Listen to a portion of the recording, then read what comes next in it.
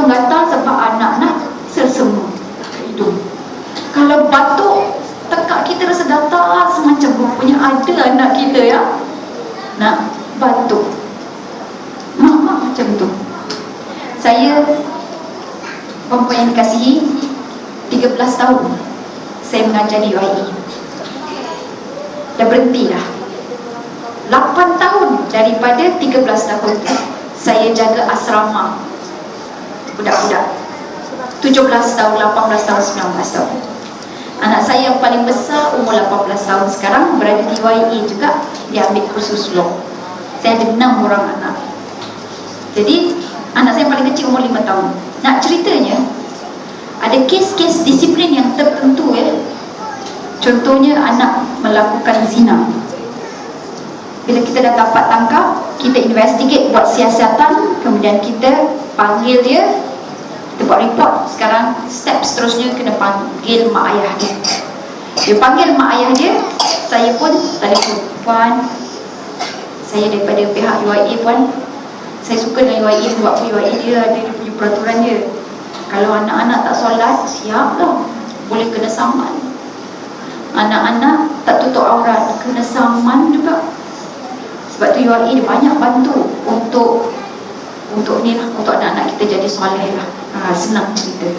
Dia duduk berdua-duaan dekat tempat gelap dengan lelaki atau dengan perempuan ya, lelaki dengan perempuan. Boleh dah keluar surat saman. Satu kesalahan RM50. Macam lah RM50 tu boleh angkat dosa dia tak solat. Tapi sekurang-kurangnya ada usaha lah kan.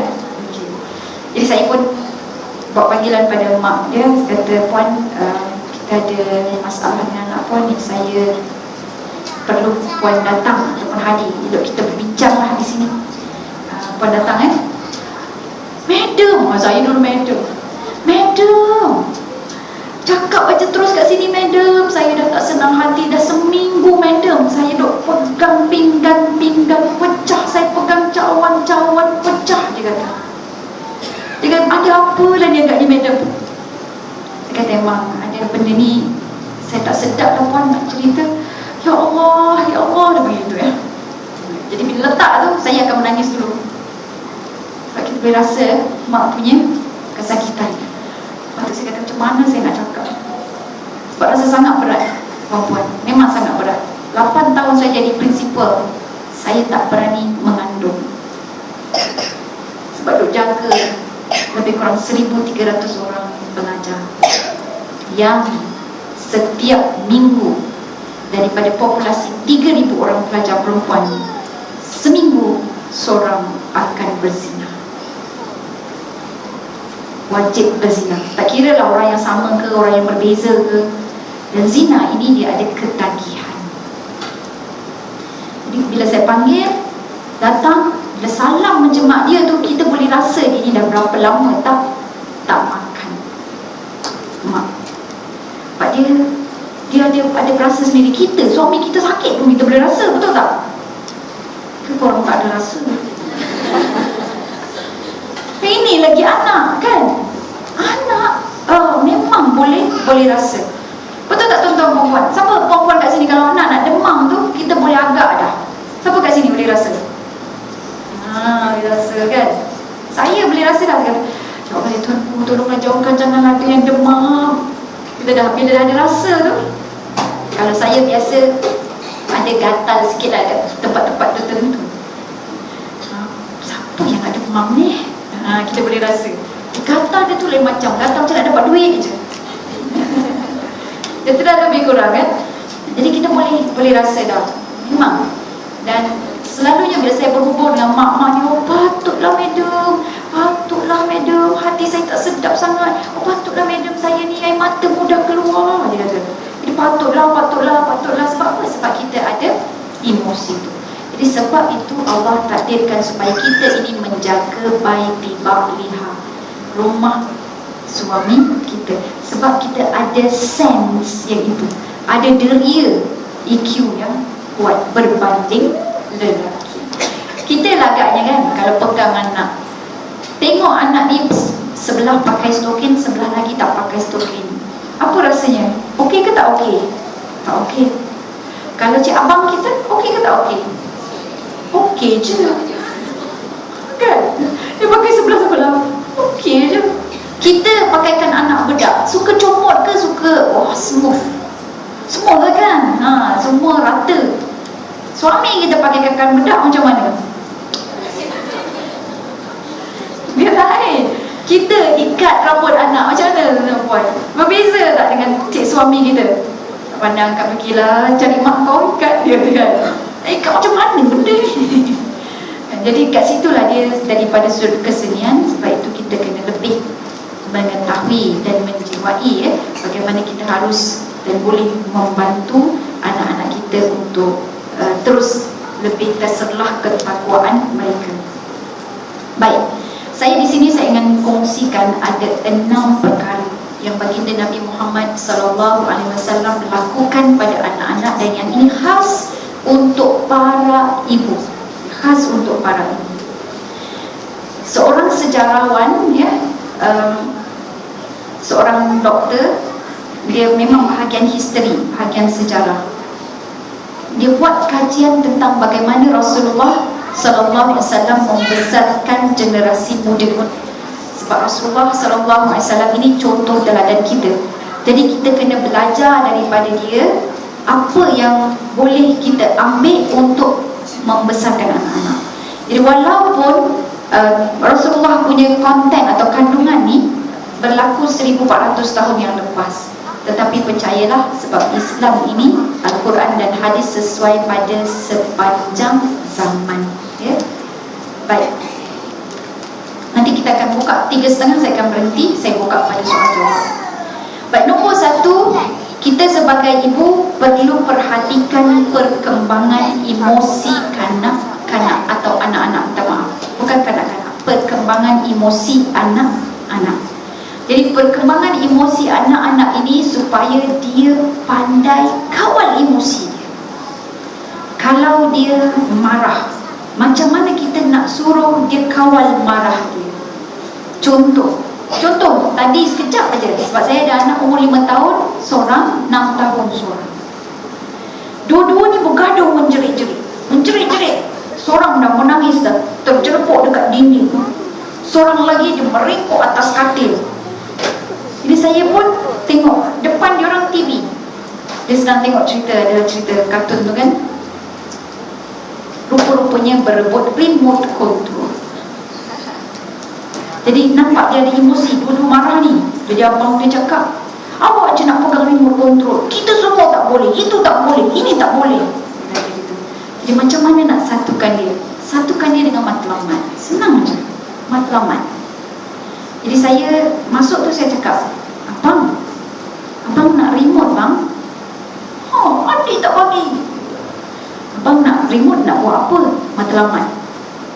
Abang nak remote nak buat apa bang? Abang nak tengok cerita kartun ni. Okey, abang masuk tengok dua-dua tu, tengok kartun kan, tapi dalam keadaan jadi yang seorang lagi tu, saya kata, Atuf, mana dia Atuf nak apa tu? Abang dia tak bagi remote. Pula dah, Atuf nak tengok cerita apa? Nak tengok cerita ni. Okey, sekarang dua-dua nak tengok cerita ni. Atuf nak tengok cerita ni, abang nak tengok cerita ni. Sebenarnya tak kisah pun siapa pegang remote. Yang penting kita sama-sama boleh tengok cerita yang kita nak tengok sama-sama. Kan? Jangan buang masa bagi dia minta maaf pula. Okey, salam, minta maaf. Bangun, duduk, minta maaf. Senyum. Salam dia. Jatuh je kan? Senyum. Seorang senyum, seorang lagi peluk. Selesai masalah. Jadi begitulah kita kena pandai anak-anak ini tahu cara dia nak mengawal emosi. Jadi kalau dia tahu, bila kita selalu membiasakan dia dengan kata, okay, apa tujuan awak ni? Tujuan dia nak gaduh ni, dia nakkan benda ni, apa tujuan dia? Apa matlamat dia? Jadi kalau dia dapat memang semua yang baik dua-dua sama, apa nak digaduhkan? Betul tak? Jadi yang itu yang kita kena ajar, sebab anak-anak ni tak tahu. Tak perlu bergaduh pasal remote rupanya, sebab dah dapat dah. Jadi baru dia nampak, bodahnya aku bergaduh sebab TV dah okey dah, kenapa pula perlu nak pegang remote? Jadi itu contoh bagaimana kita mengajar anak-anak dibangunkan emosinya. Bukan beremosi, tetapi pandai mengawal emosi. Baik, seterusnya biasanya tuan-tuan puan-puan, saya bagi tips tu. Maksudnya kalau nak bangunkan emosi, perlu tahu matlamat. Jadi matlamat kita ini, selama mana kita tahu matlamat, jangan risau kita ada generation gap dengan anak-anak. Contohnya, anak-anak sekarang ni pandai berinternet kan. Tengok yang ini pun macam kena Samsung lagi bagai. Dulu kalau kamera tu punyalah besar, yang ni punya kan. Jadi ini teknologi. Tengok yang buat ni orang tua ke orang muda? Orang muda. Memang orang muda dia pandai. Kita jangan kata lah aku ni dah ketinggalan jauh lah, orang muda je pandai sekarang ni. Jangan risau. Sebab apa? Kita akan jauh lebih ke hadapan walaupun kita tua kalau kita memegang matlamat.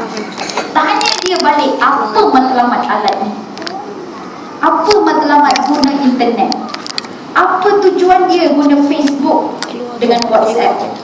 Dan tujuan yang sebenar kena bawa kepada apa? Takwa tadi. Takwa tadi. Sama anak-anak bergaduh, buat takwa. Tapi jangan sebut, ini bukan takwa. Tak faham. Kita lah yang kena selesaikan. Oh, okey, dia boleh tolak ansur. Takwa lah tu. Macam tadi senyum, takwa lah tu. Kan anak tahu masuk waktu solat, takwa lah tu. Sebab solat pada waktu dia nombor satu kena tahu waktu dah masuk waktu ke belum. Walaupun dia pergi ke negara lain pun, dia dah masuk waktu, dia tahu bila nak solat. Dan bila nak solat awal waktu, dia kena tahu pula baju tubuh dia ni semua bersih ke tak, kebersihan pula. Jadi semuanya berkait rapat dengan ketakwaan. Jadi jangan risau kalau anak-anak gaduh, kita tengok pegang pada matlamat. Baik, bangunkan emosi anak tadi supaya dia tahu perasaan dia dan dia tahu urus perasaan dia. Contoh sabar. Anak-anak pergi supermarket, kat sini biasa supermarket yang terdekat apa? My Day. Rinpeng, Yonpeng, Yonpeng, Aeon,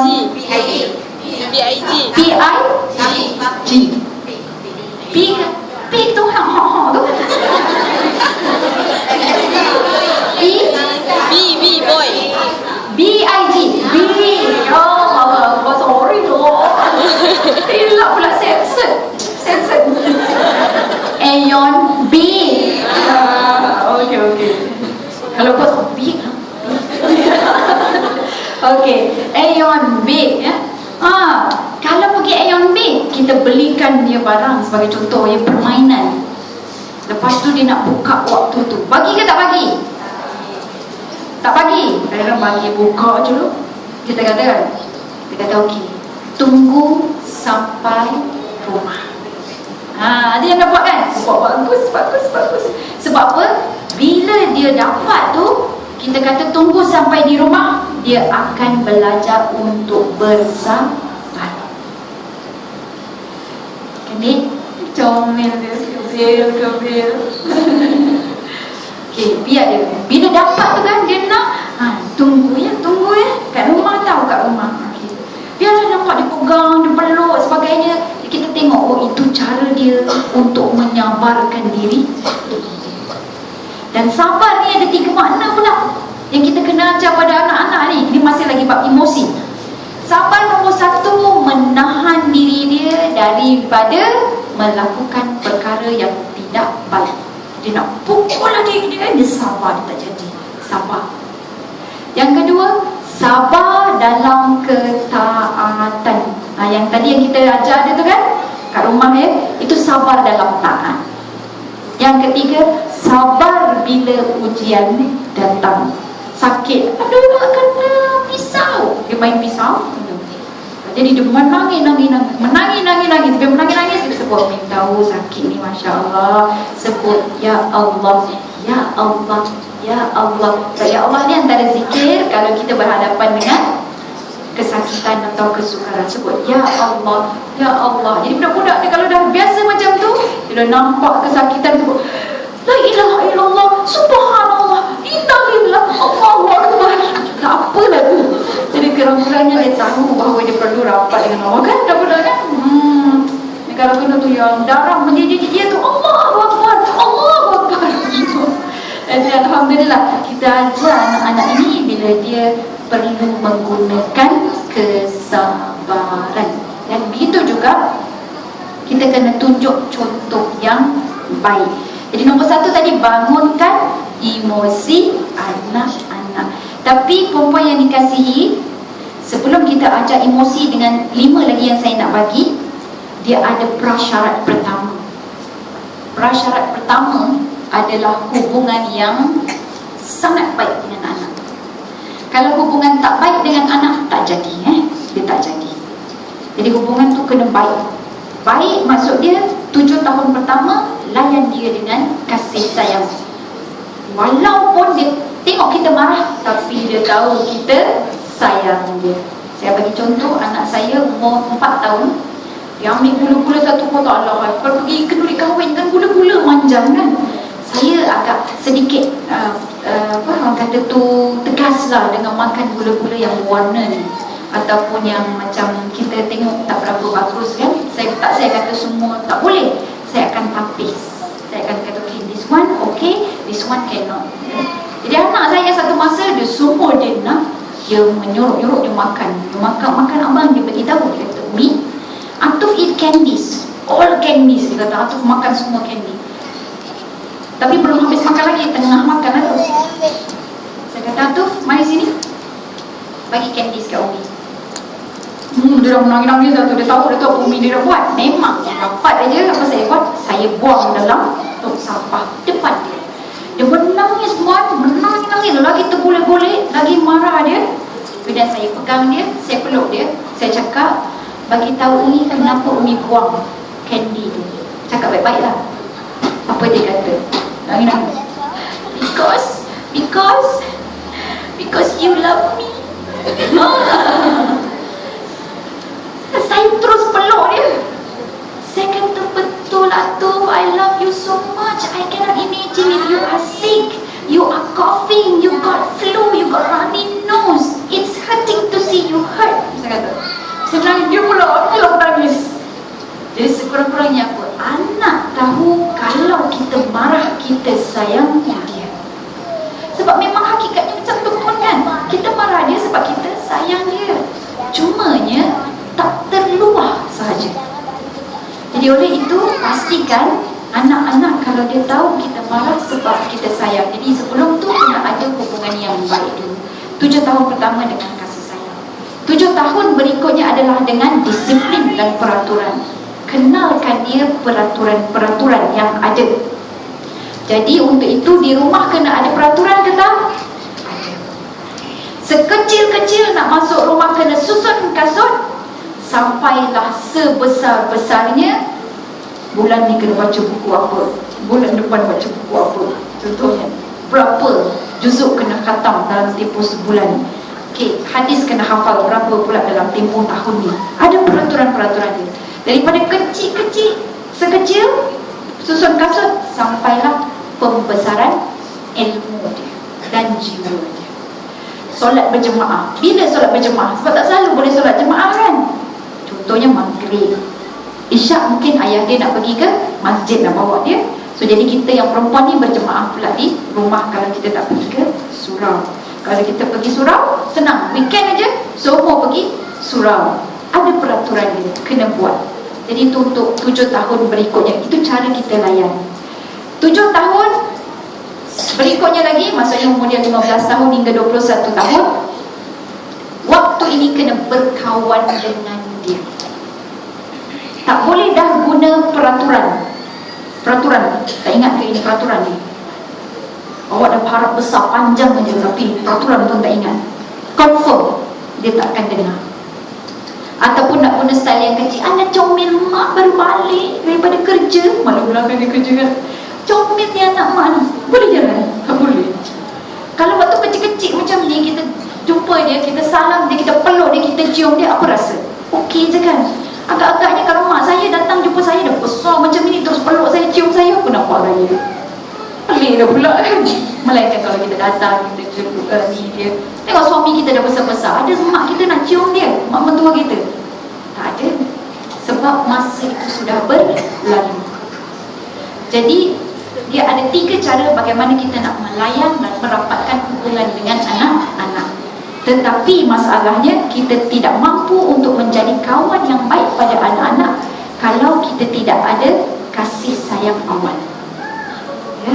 Jadi sebab tu dia kena sama. Dapat tu? Dapat ya? Jadi 7 tahun yang pertama, kosong hingga 7 tahun nak buat apa? Sayang. 7 hingga 15 tahun nak buat apa pula? Disiplin, peraturan. 15 tahun hingga 21 tahun apa buat? Berkawan. Jadi itu dia punya teknik Rasulullah buat. Jadi waktu berkawan yang kita ajar nombor 1 adalah emosi. Kekuatan emosi. Selepas kekuatan emosi ini, tuan-tuan dan puan-puan yang dikasihi, barulah masuk bab akidah. Baru masuk bab akidah. Jadi emosi bila anak dah sayang dengan kita, apa juga yang kita cakap agak-agaknya dia dengar ataupun tak dengar. Kalau dah sayang kat kita, dengar. Sebab bila dia sayang, dia dah percaya. Bila saya sebut percaya, itulah dia iman. Apa maksud iman? Belief. What is belief? Percaya. Tentang kepercayaan. Jadi bila dia percaya dekat kita, kita cerita berkenaan dengan Allah, dengan Rasul, dia tak nampak Allah pun, tapi oleh kerana sayangnya dia dengan kita, dia akan beriman dengan Allah. Kita cerita pasal syurga dan neraka kerana apa? Kerana dia percaya dekat kita dan trust dekat kita, dia pun percaya kepada syurga dan neraka. Tetapi kepercayaan itu boleh jadi hilang sekiranya dia juga hilang kepercayaan pada ibu ayah dia.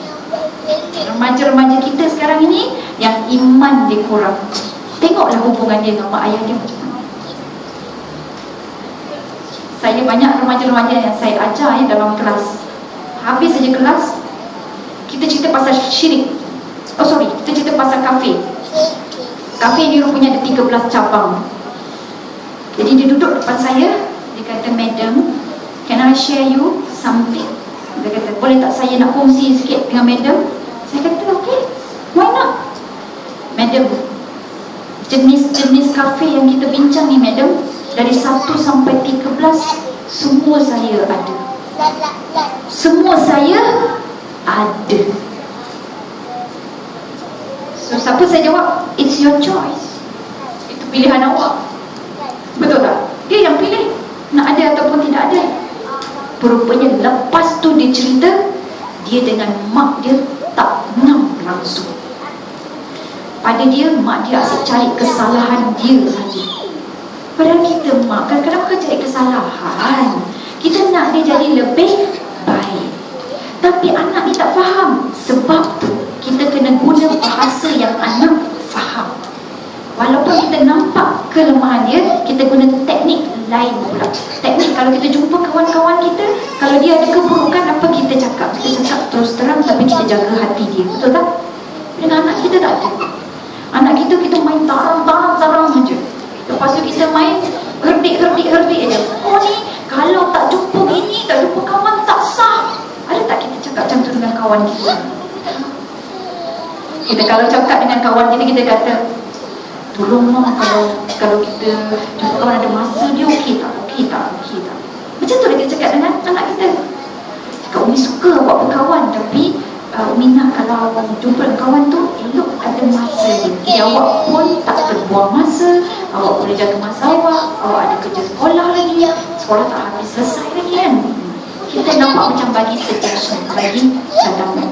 Memang tuan-tuan puan-puan, anak ini dengan mak dia kata, "Mak saya selalu kata saya derhaka." Dan dia juga tidak solat. Sebab tu dia kata semua jenis-jenis kafir itu ada pada saya. Takut tuan-tuan puan-puan. Takut. Kita takut sebab apa? Sebab kain yang putih tadi, kita tak tahu nak corak tak mana. Itu yang dia jadi huru hara. Dia pun tak tahu diri dia siapa. Ya? Okey. Bab yang kedua, akidah. Jadi akidah ni, saya pernah cerita pasal bab akidah saja 4 minggu tuan-tuan perempuan. Nak ajar anak-anak berkenaan dengan akidah. Macam contoh akidah, hari ni kita nak pergi surau sayang, jom temankan Umi, kita ada pengajian. Ustaz saya sekalian nak ada pengajian dekat surau Abdullah Fakir. Temankan Umi okey, bawa kereta, dia duduk sebelah. Alhamdulillah, dapat parking kat sini. Tu rezeki kau lah nak. Allah sayang kau lah nak. Apa dia rasa? Allah sayang kita. Anak saya selalu cakap macam tu. Ya Alhamdulillah, you follow me, I can get the park easier. You go me. Kalau awak tak ada, susah Umi nak dapat parking. Jadi kat situ dia tahu bahawa diri dia penting, diri dia dihargai. Yang penting dia tahu Allah sayang. Memang hakikatnya Allah sayang dia pun, betul tak? Dia lagi anak-anak syurga kalau dia kecil-kecil, umur bawah 15 tahun. Mati confirm terus masuk syurga. Kita ni belum tentu lagi. Belum tentu lagi. Siapa kat sini confirm mati terus masuk syurga? Angkat tangan. Yang kecil-kecil ni memang confirm. Walaupun meleleh helimu dia, air hingus dia, gigi rongak tak cukup putih lagi, tapi insya-Allah dia ni memang milik syurga. Okey, itu contohnya kita mengajar akidah. Taklah mengajar akidah. Okey, hari ni mak nak buka tentang akidah. Kita sama-sama buka hadis. Hadis yang kedua, hadis itu adalah hadis Jibril. Jadi yang umur 9 tahun tu umur 5 tahun lagi lah. Bila mak cakap ni kan. Jadi tidak secara langsung kita ajar akidah, anak-anak rasa seronok dengan Allah, sayang Allah. Dengar azan aja cakap dengan nak itu macam Allah call tu, Allah telefon kita tu, jom kita berhenti dulu, kita pergi solat. Saya ada satu masa anak saya, sebab dia percaya kat kita kan, kita tengah makan waktu lunch tengah hari, azan. Lepas habis azan, tapi saya taklah selalu macam ni tuan-tuan perempuan ni, contoh je kan. Azan je saya kata, okay come on, kita tidy up, kemaskan pinggan apa semua, kakak tolong Umi basuh pinggan, Umi bawa pinggan ke dapur, kakak tolong basuh pinggan. Habis saja kita terus ambil wuduk, kita sembahyang. Yang kecil umur 4 tahun, Umi why? Dia tanya, biasalah hujung minggu punya kerja kan. Saya jawab dengan dia, saya kata okay, kita nak kalau ada orang datang nanti, ada tetamu datang nanti, kita dah siap. Saya tak sebut kalau, nanti ada tetamu akan datang, kita dah siap solat. Jadi yang lain kakak dia tu tak ada tanya lah, tahulah kami memang lepas makan bersihkan apa semua. Tak, tapi yang umur 4 tahun ni sebab dia apa, curiosity, dia nak tahu dia tak puas hati, dia ikut saya, Umi, siapa tetamu Umi tu? Siapa nama dia? Dia kenal tak dengan warna? Dia tanya je, kenal tak dengan Allah, ya siapa je kan. Dia lalas, saya duduk aras dia, saya tengok mata dia, saya kata, Wardah, tetamu kita kenal Wardah, tapi Wardah tak kenal dia. Siapa ni? Siapa?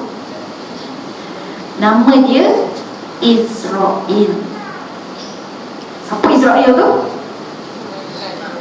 Dia dengar je apa dia cakap, mati. Terus dia lari pergi toilet, ambil wuduk, siap pakai telekung nak solat. Sebab apa? Dia percaya memang tetamu akan datang. Memang datang pun. Malaikat Israel ni satu hari berapa kali dia ziarah kita? 70 kali lebih kan? 70 kali dia ziarah kita. Ziarah kita bukan dia suka sangat kat kita. Itu tanda dia taatkan pada Allah at any time. Surah Allah sedebut pada Allah, at any time Allah, you just ask me to do, I am ever ready. Itulah kononnya malaikat tu cakap kan.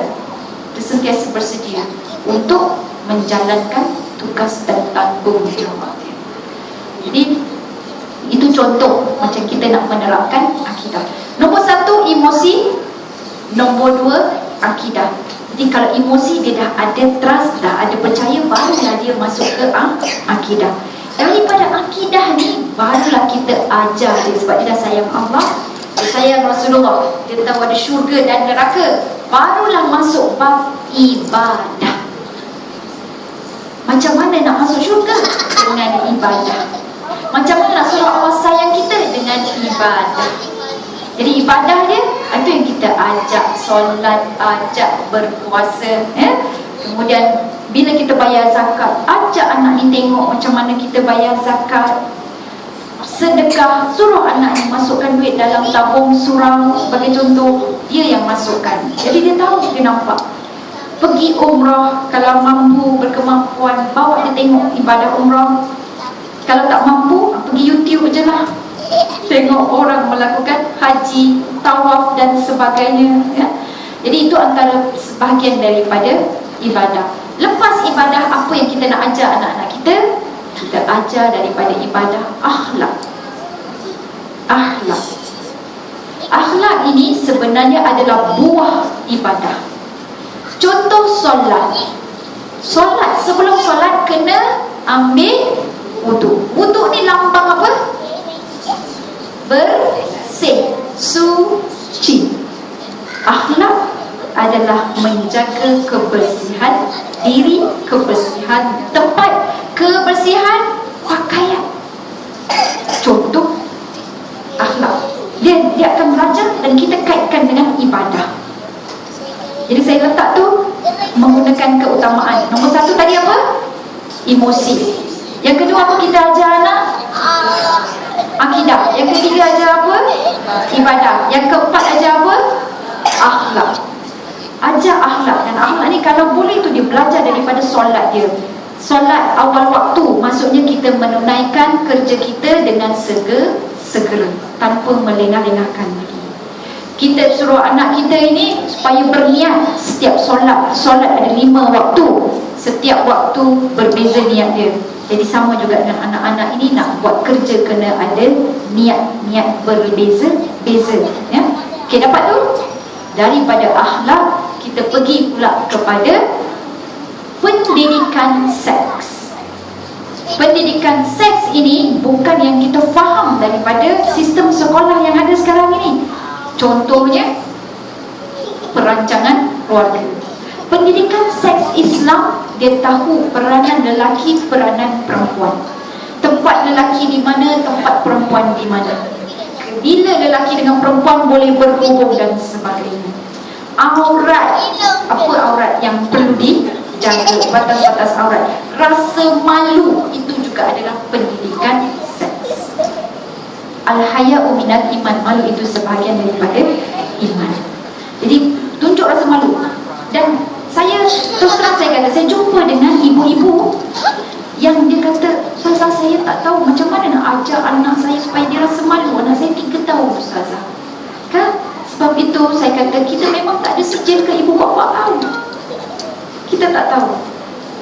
Dan saya ni sebab saya baca. Bila saya baca, saya kata senang aja lah Dijah, nama dia Dijah. Kak, macam mana nak ajar anak saya ni keluar bilik air? Ya Allah, bokil je.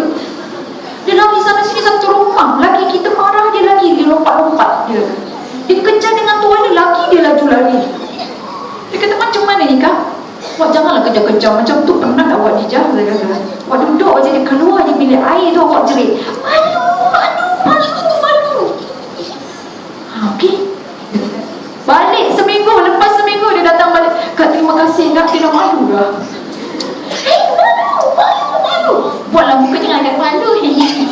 Malu tak jadi. Buat ya macam malu. Malu itu sebahagian daripada iman. Jadi daripada rasa malu tu, nanti dia akan jaga aurat dia, kan? Jadi daripada situlah pendidikan seks itu terbina. Pendidikan seks yang paling mudah adalah bawa anak-anak ke surau. Bila sampai surau, dia nak ambil wuduk. Kat situ dia tahu tempat lelaki, tempat perempuan. Kita ajarlah. Tandas kat rumah kita ada ke? Tandas lelaki di sini, tandas perempuan di sini ada. Unisex. Semua boleh masuk, kan? Sebab tu elok kita bawa ke surau. Bila solat, lelaki di mana? Depan. Perempuan di mana? Belakang. Nah, jadi kat situ dia nampak, oh kena ada pisah lah. Jadi kalau tak pisah, dia campur gaul. Ini yang masalah ni.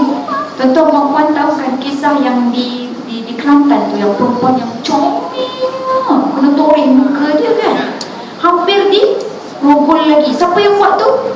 Penyamun katanya kan. Tuan-tuan perempuan tahu tak siapa penyamun tu? Penyamun itu adalah bekas kekasih dia yang telah dikikis duitnya, dan dia datang untuk membalas dendam. Bercinta dengan dia, sudah habis duit dia, bertunang pula dengan orang lain. Sebab tu kalau benda sesuatu berlaku kan, memang Allah bagi tu macam ada adilnya. Kita yang kena ambil pengajaran dia. Jadi kalau tanya penyamun tu, awak ni telah melakukan kesalahan, mengaku bersalah ataupun tidak? Dia jawab salah ke tak? Tak. Saya ambil dia punya iPhone, saya ambil mak dia punya cincin, sebab duit saya berapa ribu sudah habis sebelum ni. Entah dia belikan untuk spa dia ke apa ke, mana tu sampai dia jadi cantik. Mana tahu, betul tak? Ada kes-kes yang macam tu. Dia lelaki ni komen je, tapi dia sanggup kumpulkan duit kan untuk bakal isteri dia, bertunang pun belum, tapi dia habis duit dia tu supaya body makwa dia ni, geli friend, saya panggil geli friend ni, supaya slim lah. Bila slim jatuh cinta dengan orang lain, tinggallah si komen ni. Lepas tu dalam Islam dia tak bagi kita bercinta sebelum berkahwin. Ini padah dia. Waktu tiba-tiba pula yang ada komen tu kan, sebab itu sangat penting kejujuran dalam bercinta. Kalau tak dia apa pula, jujur boleh, jujur dalam rumah tangga okey lah kan. Cakap bang, saya jujur okey kan, ini sebelum kahwin kita tak tahu lagi betul ke tak dia ni jadi suami dia ke, kan isteri dia ke, nak jujur sudah. Sebab dalam Islam dia jelas, angkat dia tu jelas. Jadi kalau tak jelas, buat apa kita nak bagi duit kita habis-habisan untuk orang tu? Salahlah dia juga kan. Jadi dua-dua salah. Yang perempuan salah sebab mengikis duit orang, yang lelaki salah sebab belum ada akad lagi, tak tahu kedudukan, sudah melabur kan. Jadi itu pelaburan yang tak betul. Jadi pendidikan seks yang nombor berapa tadi? Nombor 5. Yang keenam, ajar anak kemahiran bersosial, menghormati jiran, kenal kawan, hormat kawan-kawan yang kecil, sayangi kawan-kawan yang kecil. Bila yang tua, hormat dan dengar. Waktu tetamu datang, bagi dia layan. Kita duduk, kita layan tetamu perempuan. Bagi anak-anak yang kecil tu, bila mak duduk, jangan duduk sama, kena layan tetamu. Cakap awal-awal, mak ada tetamu, mak duduk je layan tetamu, biar saya siapkan, biar Ani siapkan semua. Contohnya lah kalau ada Ani ni kan. Jadi Ani siapkan. Bila Ani siapkan, tengoklah macam mana dia buat air fresh orange tu. Jadi fresh orange contohnya, air penuh macam ni, dia pergi masukkan air batu. Baru kita tahu anak aku ni tak tahu nak buat fresh orange. Lepas tu dah hidang semua, basuh tangan tak ada. Oh, rupanya anak aku ni tak tahu nak hidangkan, kena ada air basuh tangan. Basuh tangan ada, tisu tak ada. Oh, rupanya anak aku ni masih ada kurang lagi. Jadi kat situ, bila balik je tetamu, kita pun terangkan pada dia, buat demo kat depan dia. Kalau ada tetamu datang, macam ni cara nak bagi hidangkan cawan pun, macam mana cara dia. Bukan oh, dia bagi kan. Kita ajar dia cara nak bagi macam mana. Okay, silakan pakcik. Alah, malu lah Umi, malu lah. Malu memang malu, tapi tetamu datang ni nak memuliakan tetamu, Allah dan Rasulullah yang suruh. Malu letak tepi. Bila melayan tetamu adalah kewajipan kita. Jadi kita ajar anak-anak kita ni, nanti nak raya Cina kan, tetamu nak datang kok, tetamu nak datang ke rumah lah, raya Cina waktu cuti kan ada orang nak datang ke apa ke, ajar anak-anak kita macam mana basuh, bersih dan sebagainya. Itu bersosial. Baik, hadirat yang dikasihi, saya simpulkan sebelum tu nanti saya akan buka pada soal jawab. Apa yang kita belajar pada hari ini? Peranan wanita dalam mencorak anak-anak. Nombor satu, ibu kita kena tahu matlamat mengapa kita punya anak. Bila ada matlamat dan niat yang jelas kenapa ada anak, barulah kita mampu untuk mencorakkan anak-anak tersebut. Dan nak mencorak anak-anak ini, kita perlukan kemahiran-kemahiran yang tertentu. Dan antara kemahiran yang perlu ada adalah kemahiran membangunkan emosi anak. Saya terangkan ni, dia punya topik je, tapi perbahasan dia tu, dia lama. Satu bab emosi dia, tuan-tuan perempuan, mungkin memerlukan kupasan sampai setahun. Bab emosi saja. Bab akidah setahun pun belum tentu habis. Macam mana kita nak pupuk akidah dalam diri anak-anak. Tapi saya dalam tempoh 10 minit saya bagi dia punya poin utama je ya. Kemahiran emosi. Tapi sebelum kemahiran emosi, apa prasyarat dia? Bina hubungan yang baik dengan anak-anak. 7 tahun pertama dengan kasih sayang, 7 tahun berikutnya dengan disiplin, 7 tahun berikutnya dengan cara berkawan. Seterusnya, kemahiran yang perlu ada beremosi, mengawal emosi. Yang kedua, akidah. Yang ketiga, ibadah. Yang keempat, akhlak. Yang kelima, pendidikan seks. Dan yang keenam, kemahiran bersosial. Selepas itu, kita tutuplah mata kita dengan rasa Alhamdulillah ya Allah, aku telah menyempurnakan tugasku sebagai ibu terhadap amanahmu. Anak-anak ini amanah dari Allah, bukan kita punya ya. Wallahu a'lam. Ada soalan? Saya minum dulu ya, sementara tengah fikirkan soalan lampu.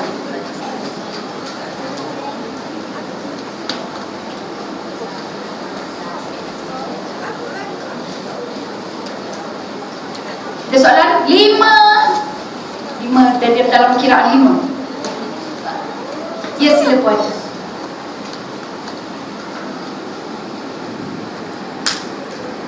Saya nak tanya, saya ada anak lelaki 2 orang, 8 tahun dengan 10 tahun. Mereka ni selalu dadunya yang besar lah yang mulakan dulu kan. Lepas tu kadang kita balik kerja, kita peringat, kita tegur dia kan. Tapi kadang dia menjawab. Lepas tu kita kalau macam orang tak sayangi juga macam itu dia dah masuk. Lepas tu lama-lama kemudian dia cakap penat ke, tak maaf lah. Tapi nanti esok dia buat lagi. Jadi apakah cara yang terbaik bagi dia orang betul-betul sedar kesalahan dia orang? Baik. Terima kasih puan. Satu tepukan pada puan kita yang bertanya ni, Masya Allah. Anak-anak bergaduh. Bergaduh sebenarnya kita boleh jadikan dia sebagai satu beban ataupun peluang. Beban dia kita tengok bising, anak-anak ini tak redha sesama sendiri, bermusuhan sesama sendiri, dan itu beban. Tetapi ingat yang saya katakan tadi, kita tengok, kita jadikan dia sebagai satu peluang untuk bangunkan takwa dia. Bila dia bergaduh, sebenarnya juga satu peluang untuk anak-anak ini belajar kerja sama. Tapi dia tidak tahu. Macam tadi itulah rebut remote tu kan. Kita nak ajar takwa dia adalah matlamat dia satu. Jadi kita kembali balik bila dia gaduh, apa matlamat dia. Jangan risau kalau dia bergaduh setiap masa. Bukan bermakna kena biarkan. Tetapi bila dia bergaduh setiap masa tu, bermaksud kita ada peluang untuk tegur dan nampak kelemahan dia. Jadi kelemahan dia adalah macam mana dia nak bekerja sama dengan adik-beradik dia. Jadi kerjasama ni letakkan matlamat juga. Matlamat dia ni sekarang ni bila dia bergaduh, selalu abang dia yang mulakan lah kan. Jadi bila kita letak abang dia mulakan, perempuan, tuan-tuan yang dikasihi, kita kena fikir bila yang tua mulakan, bermaksud yang tua nakkan, bukan perhatian, nakkan kuasa. Dia nak adik dia itu dengar cakap dia. Jadi yang tu faham. Bila dia nak adik dengar cakap dia, cara dia tak kena. Jadi dia perlu minta dengan baik. Ajar anak kita macam mana boleh dapatkan hormat yang nombor 1. Itu bagi anak yang besar sikit ya. Ajar dia macam mana minta daripada seseorang dengan cara orang tu boleh hormat dia. Bagi kemahiran tu pula. Mungkin boleh cakap, "Dik, boleh tak dik, tolong," nak guna perkataan tolong, "terima kasih dik sebab tolong abang." Itu word-word perkataan-perkataan yang dia kena sebut balik. Sebab saya selalu kalau kakak dia marah adik dia kan, kita rasa memang tak patut. Kakak awak memanglah perlu boleh marah, tapi bukan cara dia macam ni. Saya akan betulkan balik. Dan saya konstruk ayat tu. Saya kata minta kakak cakap dengan adik, cara dia, "Adik buat ni salah dik. Okay, kakak tolong adik supaya adik betul." Dia cakap, "Adik yang tak betul di sini." Kakak cakap kan, bukan cara dia jatuh. Cakap, "Kak, adik, kakak nak tolong." Kalau adik dengar cakap kakak, adik tahu buat yang betul best. Dia memang saya suruh buat. Cakap depan saya, buat sekarang. Jadi dia pun malu-malu lah. Kalau malu-malu tak betul, ulang lagi. Jadi anak saya dah biasa dah. Kalau dia menggunakan perkataan yang tak betul, dia kena repeat balik. Dia kena ulang balik. Jadi begitu juga. Nombor 1 tadi, dia nak ada kuasa. Jadi bila kuasa ni bukan kita tak nak. Dia bila kuasa disebut. Bila ada kuasa tu bagus tu. Sebab dia nak bertanggungjawab. Jadi cara dia nak gunakan tanggungjawab tu, dia tak tahu macam mana. Jadi kita lah yang ajar dia cara macam mana nak request, minta tolong. Macam kita kalau kat Kenduri ramai-ramai, kita nak minta dia orang tolong potong apa-apa. Apa kita cakap? "Ni tolong potong-potong ni, tak pandai ke?" Cakap macam tu kan. Tak patut kan? Apa sepatutnya kita sebut? "Kakak, minta maaf sangat kak, saya nak minta tolong. Boleh tak? Tolong potong ini ikut gaya macam ni sebab kita nak buat acar nanas kak. Jadi nipis-nipis, okey? Boleh bagus. Bagus kak, terima kasih kak." Macam itulah gayanya kan. Macam tu juga cara yang tua ini minta yang kecil. Jadi dia minta dengan cara yang baik daripada adik dia. Sebab dua-dua dia nak ada hormat. Yang kedua tu, ajar bagaimana pula menghormati arahan yang tua, abang. Jadi kalau misal kata abang dia tak sebut please, abang tak cakap please pun, ingatkan abang. Awak yang tahu abang tak cakap please, awaklah ingatkan abang kata macam ni, abang lupa kan cakap please. Abang kenalah cakap please, nanti kita bagi. Macam tu contoh. Jadi ingatkan abang. Dan ajar respect abang cakap dengan okey bang. Sebut okey bang, okey bang. Kita ajar dia cara macam mana pula nak menyahut arahan ataupun permintaan abang dia. Jadi sebagai contoh lah saya tunjuk. Kalau seseorang anak itu dia bergaduh dia nakkan sesuatu, kita tahu kita dah belikan abang dia stationery set, pencil case. Adik dia rebut. Bila berebut, adik dia kecil, abang besar. Selalu kita kata macam mana? Macam mana nak selesaikan masalah dia? Abang bagilah pinjam. Kita kata gitu kan? Abang bagilah pinjam. Ataupun kita belikan lagi satu adik, kan? Satu set lagi. Ataupun bang, pergi simpan bang. Tak payah main. Itu buat waktu sekolah aja. Betul tak kita selalu cakap kita kan? 3 benda. Tapi sebenarnya tahu tak, waktu itu peluang untuk anak itu berkongsi. Cik pandai tak? Berkongsi. Sekiranya kita pandai ajar dia cara berkongsi, dia akan gunakan kemahiran berkongsi itu forever in their life. Dia berkongsi ni, ini abang punya. Jadi kalau dia berebut abang punya, kita jangan cakap abang, bagilah bang, kasihan adik. Kita boleh cakap dengan dia macam ni, adik, itu abang punya, minta izin dari abang. Abang tak bagi. Abang tak bagi, pergi ke kedua. Cara yang kedua adalah kita kata dengan adik dia, sabar adik, kalau dah minta abang tak bagi, adik kena sabar. Saya selalu cakap kan, bila macam ni saya cakap, adik kena sabarlah, abang tak bagi kan, tu abang punya. Satu masa nanti kalau adik punya, adik pun tak bagi dekat orang, orang pun kena belajar sabar. Dan adik kena sabar. Kalau abang tak bagi, you have to accept the reality. Kalau orang tak bagi tu, kena bersabarlah. Bila saya cakap macam tu kan, okey, kalau dia kata abang dia tak sampai hati, okey lah, ambil lah. Ni kalau dah ada kasih sayang tu kan, dia kata okey lah, ambil lah, dia surrender. Okey, cara lain adalah sekiranya kita tidak tahu yang ini siapa punya, macam mana nak selesaikan? Ini sama-sama punya ni, buku. Dia tengok buku, satu tarik. Selalunya kita akan katalah yang besar dah mengalah kan. Kita boleh, tuan-tuan puan-puan, belikan satu lagi buku, dah lain-lain kan. Tapi dia tak dapat peluang untuk belajar berkongsi lah. Jadi cara kita datang, kita cakap, jangan sebut pun pasal dia orang punya perbalahan. Kita kata, ada dinosaur lah, Allah Tuhanku, asal kaki dia ada dua kat sini. Jadi dia akan buat apa dua-dua ni bila kita cakap macam tu? Dia akan tengok. Jadi bila dia tengok, dua-dua ni dia dah tengok dah, kan dinosaur kan? Abang, adik, dinosaur mana gigi dia? Mana gigi dia?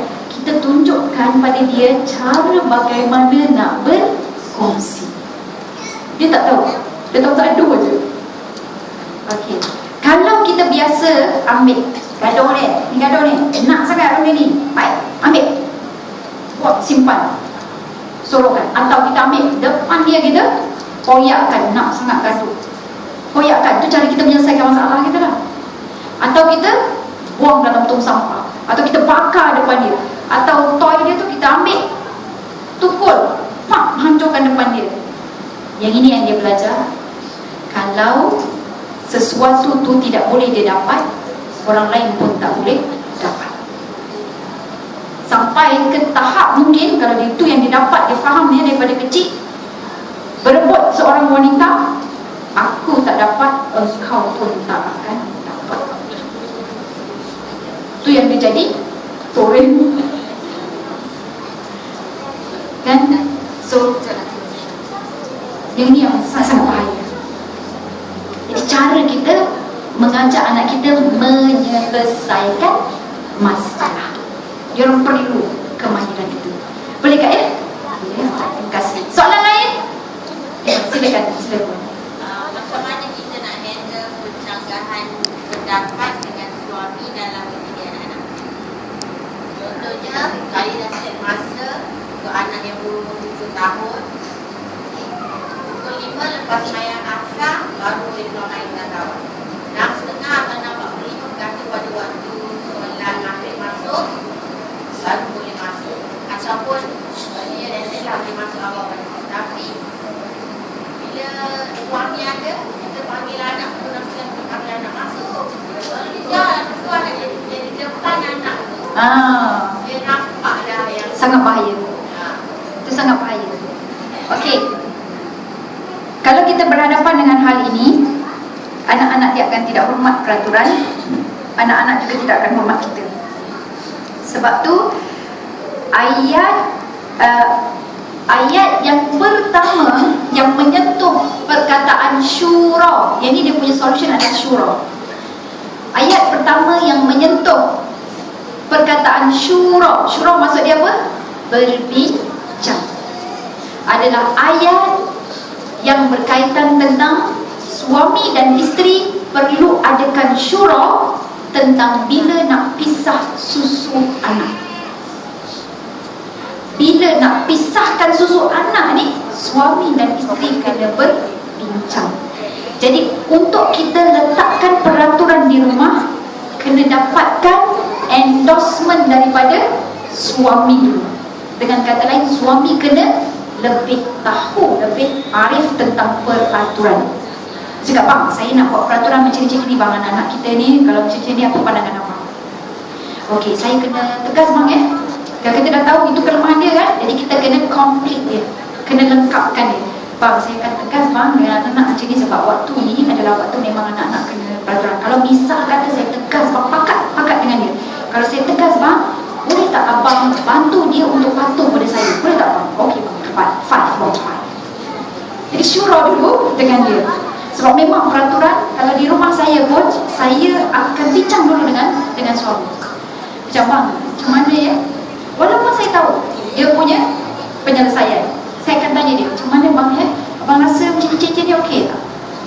Kata, kalau macam tu kurang okey kot, dia rasa begini, tapi nak menang juga kan? Pasal macam ni cincin dia juga. Itu yang biasa setiap hari tu sangat dengan dia. Ustazah Mahligai bahagia Ustazah. Ustazah tak pernah bergaduh ya Ustazah. Hari-hari saya bergaduh. Saya bergaduh hari-hari. Sebab apa? Kita mempunyai dua pandangan yang berbeza. Kadang saya lebih tegas, dia lebih lembut. Dan jangan tegur pasangan kita, tolonglah depan anak-anak. Ini cakap awal-awal dengan suami. Bang, kalau abang nak tegur saya, bang tegur masa kita berdua je. Okay, kalau saya nak tegur abang, saya akan pastikan, kalau saya tegur abang ingatkanlah. Okay, saya marah abang ke apa ke, kita berdua je. Kalau saya terlupa abang ingatkan ya. Kalau abang terlupa saya ingatkan. Okay, 5. Jadi kita kena ada kepakatan, kesepahaman dan pakat yang kuat dengan pasangan kita. Boleh? Okey. Saya buat peraturan. Biasanya 15 minit selepas maghrib tu kalau ada peraturan baru, kita akan buat announcement waktu tu. Tapi sebelum tu dalam kereta dah bincang dulu dengan suami. Bincang ni tak semestinya kita buka meja discussion, ada kopi dulu. Ada tak ada. Dalam kereta je. Okay, boleh tak? Macam ni kita okey. Jadi suami saya akan kata lepas maghrib kita akan cakap. Jadi waktu lepas maghrib ni kita akan cakap peraturannya begini. Jadi kita saling support each other. Ya? Jadi kesepakatan. Terima kasih sangat. Soalan ini cukup penting ya. Dan ibu-ibu kalau nak runtuhkan penghormatan anak terhadap ayah dia, senang aja. Cerita keburukan ayah pada anak-anak. Anak-anak akan benci bapa dia. Percaya. Try test. Saya dah test tu. Memang anak-anak akan membela ibu dia. Kemudian saya tukar balik. Dia mula nampak keburukan ayah dia tau. Lepas tu saya tukar balik. Dia cerita kat saya keburukan ayah dia. Saya cover balik. Saya kata ayah dia ni latar belakang dia begini, kesian ayah awak ni. Lepas tu saya tunjukkan macam mana pentingnya ayah dia dalam hidup saya. Saya ceritakan apa ciri-ciri ayah dia yang saya admire, yang saya pun tidak ada. Dan anak tu sendiri mengakui. Baru dia nampak ayah dengan umi dia lengkap melengkapi perempuan. Baru je saya habis cakap ya, ayah dia muncul. Apa jadi? Padahal dia tu baru mengutuk ayah dia tu. Lepas saya cover balik, apa anak saya buat? Nampak aja ayah dia. Ayuh, cik double standard ya? Memang untuk ibu-ibu mudah. Kalau kita nak, orang kata jatuhkan keluarga, maruah keluarga kita, ceritalah keburukan suami kita pada anak. Mungkin kita katalah saja je nak kongsikan, nak melepaskan perasaan dan sebagainya. Jangan. Sebab anak-anak ni dia sangat-sangat menyayangi dua kita, suami dan isteri, mak dan ayah dia. Dia ada tempat. Habis tu nak cerita kat siapa? Cerita dengan kawan-kawan yang benar-benar boleh membantu kita. Jangan kawan-kawan yang tak boleh bantu. Kawan, kesian kau, itulah lelaki kau tu sama dengan adik ipar aku. Ini memang spesies lelaki aku ni. Jahanam. Kita cari orang yang pandai bagi pandangan. Macam contoh kawan saya ada kawan saya yang memang bagi nasihat. Kalau nasihat kan, contohnya saya kata, Allah, saya tak suka lah dengan adik ipar saya macam ni. Saya tak cerita dengan suami saya tak cerita. Jadi dia akan cakap, kalau adik ipar kau tu suka sangat dengan kau, apa jadi? Dia jenis kita. Jadi cari orang yang boleh ketuk sikit kepala kita dan tunjuk kita yang sebenar, bukan yang jenis mengampu-ngampu kita. Jadi itulah rakan yang terbaik, rakan yang menunjukkan yang sebenar. Kalau kita mengadu kat dia, suami saya macam ni, kau tak pandai ke apa ke, macam mana? Yang itu yang kita cari. Sebab kita boleh evaluate, muhasabah diri kita. Jadi kita boleh tapis, ini betul ke tak betul? Kan betul kan, berhasil lah kak bagi cadangan. Jadi orang tu yang kita boleh. Jadi macam itulah, kita ada penyakit, kita jumpa doktor, tunjukkan apa yang sakit. Jangan tunjuk apa yang sakit, apa yang tak sakit juga. Atau satu lagi, jangan kita sakit tunjuk dekat semua orang. Pekung di dada kan, kita kena simpan, tapi tak boleh simpan lama-lama. Tunjuk pada pakar kulit. Pakar kulit aja boleh tengok pekung di dada. Kalau tak baiklah pekung tu. Jangan simpan. Okey. Faham ya tuan-tuan, puan-puan?